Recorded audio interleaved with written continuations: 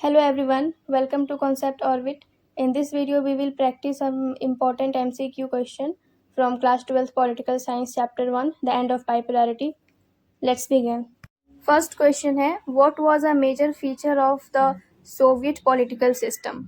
इसका पहला ऑप्शन है मल्टी पार्टी कॉम्पिटिशन, दूसरा वन पार्टी रूल, तीसरा है मिलिट्री डिक्टेटरशिप, चौथा है मोनार्की. तो इसका आंसर क्या?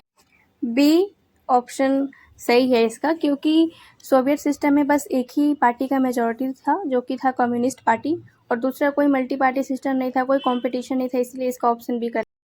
अब सेकंड क्वेश्चन देखते हैं. सेकंड क्वेश्चन है which ideology formed the basis of the Soviet political system. इसका ऑप्शन है पहला कैपिटलिज्म, दूसरा लिबरलिज्म, तीसरा सोशलिज्म, चौथा फासिज्म. तो इसका करेक्ट आंसर क्या होगा? इसका करेक्ट आंसर होगा ऑप्शन सी, सोशलिज्म, क्योंकि सोवियत पॉलिटिकल सिस्टम की जो फाउंडेशन थी वो सोशलिस्ट आइडियोलॉजी पर बेस्ड थी, जिसका मेन फोकस इकोनॉमिक इक्वालिटी और कलेक्टिव ओनरशिप पर था. इसीलिए इसका जो करेक्ट आंसर होगा वो ऑप्शन सी होगा, जो कि है socialism. Now let's come to the third question. Third question है who became the general secretary of the Communist Party of the Soviet Union in 1985. Option A है Boris Yeltsin, option B Mikhail Gorbachev, C Joseph Stalin, D Vladimir Lenin. तो इसका correct option होगा option number B, Mikhail Gorbachev इसका correct answer है. Mikhail Gorbachev 1985 में general secretary बना था. उससे पहले चेरनेको जो था वो जनरल सेक्रेटरी था. इसी इसका आंसर बी करेक्ट होगा, मिखाइल गोर्बाचेव. चौथा क्वेश्चन है which two reforms were introduced by Gorbachev. पहला है glasnost and perestroika, communism and capitalism, nationalisation and private. तो इसका जो करेक्ट आंसर होगा वो ऑप्शन ए होगा, जो कि है ग्लासनोस्ट एंड पेरेस्ट्रोइका. तो जब 1985 में गोर्बाचेव जनरल सेक्रेटरी बना था तो उसने दो रिफॉर्म लाए थे, ग्लासनोस्ट और पेरेस्ट्रोइका. तो इसलिए इसका जो आंसर होगा वो ऑप्शन ए होगा, ग्लासनोस्ट एंड पेरेस्ट्रोइका. पांचवा क्वेश्चन है what did Gorbachev policy of glasnost mainly promote. तो ऑप्शन ए है greater openness, military expansion, one party dictatorship, या फिर इकोनॉमिक आइसोलेशन. तो इस क्वेश्चन का जो राइट आंसर होगा वो ऑप्शन नंबर ए होगा, ग्रेटर ओपननेस. तो मिखाइल गोर्बाचेव ने इस पॉलिसी के थ्रू जो है फ्रीडम ऑफ स्पीच, ट्रांसपेरेंसी और गवर्नेंट की जो ओपन डिस्कशन है उसको प्रमोट किया था.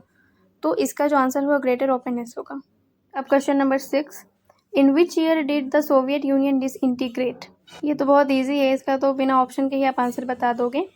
तो इसका जो करेक्ट आंसर है ऑप्शन सी, 1991.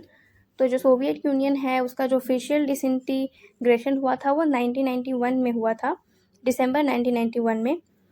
तो उसके बाद जो है सोवियत यूनियन वो 15 इंडिपेंडेंट रिपब्लिक्स में बना, और फिर इसके बाद जो रशिया था वो सोवियत यूनियन का मेन सक्सेसर स्टेट भी बना था.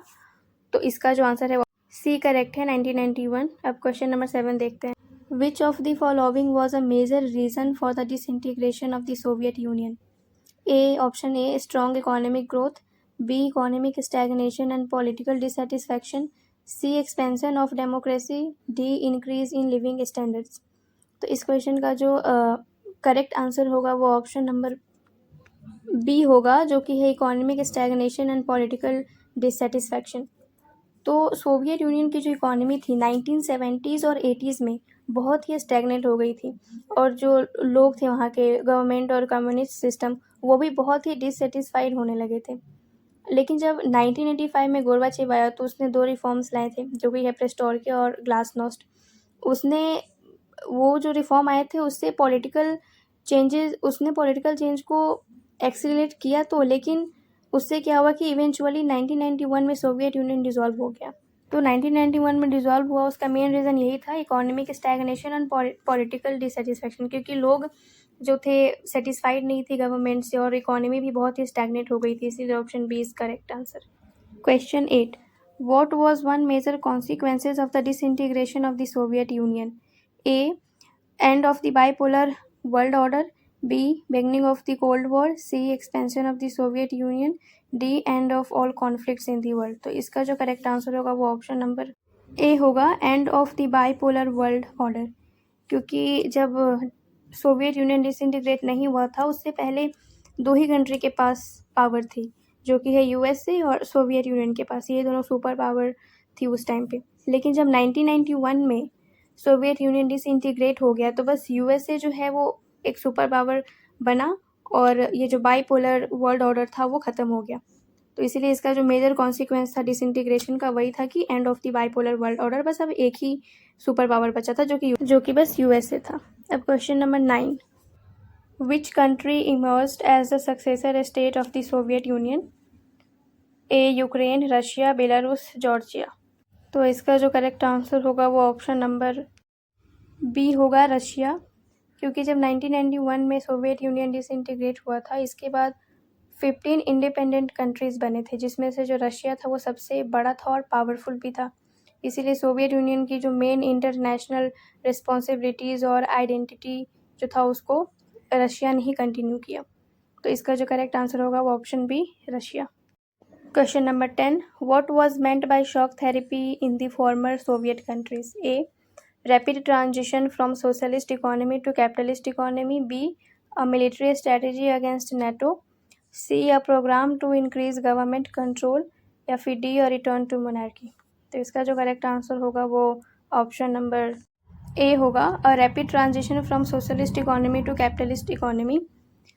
तो शॉक थेरेपी का मतलब ये था कि जो सोवियत यूनियन में जितनी भी कंट्रीज़ थी वहाँ पे जो सोशलिस्ट प्लान्ड इकोनॉमी था उसको बहुत ही जल्दी कैपिटलिस्ट मार्केट बेस्ड इकोनॉमी में कन्वर्ट करना, और इसमें प्राइवेटाइजेशन, फ्री प्राइसेस और फ्री मार्केट रिफॉर्म्स को बहुत ही क्विकली इम्प्लीमेंट किया गया जिससे वहाँ की जो स्टैग्नेट इकोनॉमी थी वो बढ़ सके। तो इसका करेक्ट आंसर ऑप्शन ए होगा। अब question number 11, which of the following was associated with shock therapy? A, privatization of state-owned enterprises. Option B, expansion of state ownership. C, abolition of private property. D, increase in central planning. तो इसका correct answer option number A होगा, privatisation of state owned enterprises. क्योंकि जो government थी वो state owned companies को private ownership में transfer कर रही थी, और साथ ही साथ जो प्राइस कंट्रोल्स थे उसको भी हटाए गए और जो मार्केट कॉम्पिटिशन था उसको भी इनकरेज किया गया था। तो इसका करेक्ट आंसर ऑप्शन ए होगा, privatisation of state owned enterprise. Question 12, what was one major criticism of shock therapy in the former Soviet countries? A, immediate economic prosperity. B, rise in poverty and inequality. C, end of unemployment. D, complete economic stability. तो इसका correct answer होगा option number B, rise in poverty and inequality.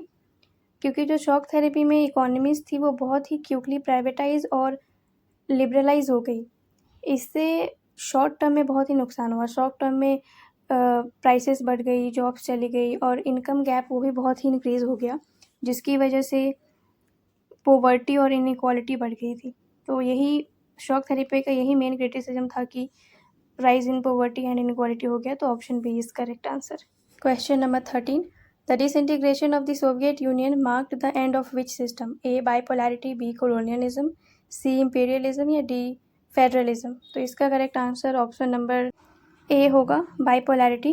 क्योंकि जब Soviet union disintegrate हो गया तो बस एक ही पावर बचा, क्योंकि उससे पहले वर्ल्ड बाईपोलर था। जब वो ख़त्म हो गया तो बाइपोलैरिटी जो सिस्टम थी वो भी ख़त्म हो गई। तो इसका answer option A, bipolarity is correct. Question number 14, after the Soviet Union disintegrated the United State emerged as the world's?